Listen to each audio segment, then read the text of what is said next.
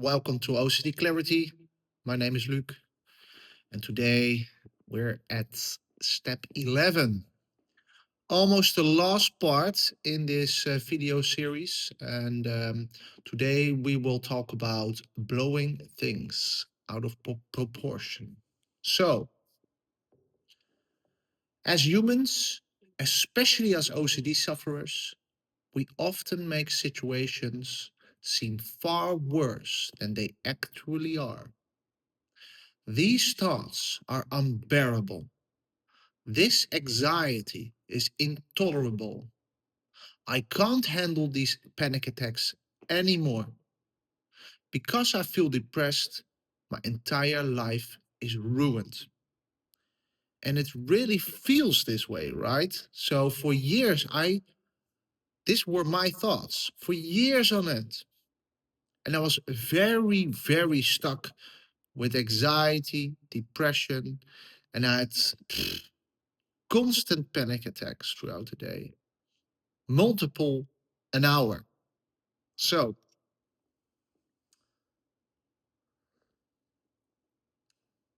I'm not saying that OCD suffering is not hard, because it absolutely is. However, it is important to put your suffering in the right perspective. Despite your anxiety, panic, distraction, and or your depression, you can still do many things others cannot. In most cases, you can still see, hear, work, read, watch TV, travel, exercise, walk, cook, enjoy food, have a drink with friends, enjoy a cup of coffee, socialize, and most importantly, you can recover from OCD if you work hard and truly commit to it. So, and this is the honest story, guys, because I thought I couldn't do these things because I was so scared. So I locked myself up in my house. But you can do it. Only it's hard. And you feel very anxious. Uh, Especially in the beginning, you will feel very anxious and you will have multiple panic attacks, even trying to go outside. So many other people have very challenging lives. It is helpful not only to compare yourself to those who have it better, but also take an honest and realistic look at the full spectrum of the human experience. Below are some resources to help you gain perspective. So here so it is, I think I would really recommend reading, seeing this video. So I wrote down some books, but also some YouTube channels and some YouTube videos which you can watch to gain perspective. And there are a lot of people that are in a very bad situation. People like who having incurable cancers, very debilitating diseases, people who are, for instance, deaf and blind, people who uh, had an accident and can't walk anymore, and especially people who have incurable diseases and fatal diseases. Um, I think if you take the majority of them and you said you can switch to someone who has very bad OCD,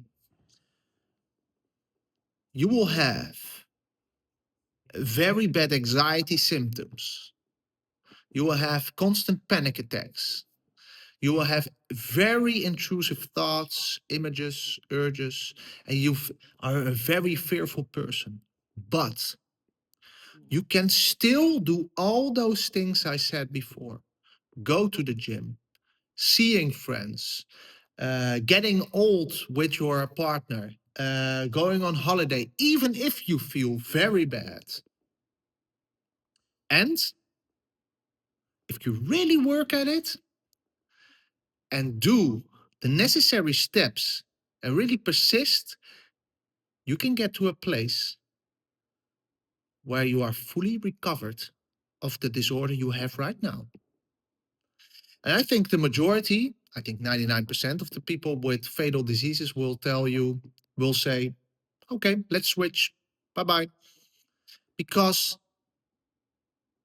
they can't, they most likely will be dead in a certain amount of time. And this is hopeful, right? It's hard, but hopeful. So to gain this perspective and to lose the conviction like these thoughts are unbearable, this anxiety is intolerable, I can't handle this panic attacks anymore because I feel depressed, my entire life is ruined.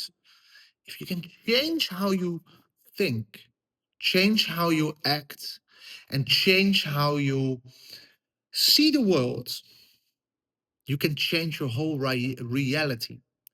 And OCD will get a lot more on the background of your life. You really work at it, and it happens automatically. You can't force it, right? So here are some very good links. There's a documentary, Silver Lake, The View from Here, worth watching. A YouTube channel and also some YouTube videos, which are really intense to see, but I think this is very important for you to look at. So download the OCD Clarity Action Plan from my website and look into these things. Then we go to the last part. If you recognize that having OCD is unpleasant, difficult, and sometimes very challenging, but not terrible, and that things could always be worse, then you are being realistic and honest about life and its uncertainties. Additionally, if you develop a more stoic mindset, just as we talked in the last part, and become better at accepting, you are on the right path towards getting better from OCD. It's not the whole story, but it is a very big part. You will see that you need to work on yourself in many areas, making real changes in how you think, act, and feel. This is a process that takes time, insight, and persistence. You cannot rush it, and you cannot force it, right? It happens automatically if you put in the work. Real change requires time and commitment and will take longer than you think, but it's definitely possible. So, look into this, work at it, take 2 to 3 hours a week or 4 hours a week to really work at your OCD. And not only read this, but follow up on the things I'm saying. So put in the work and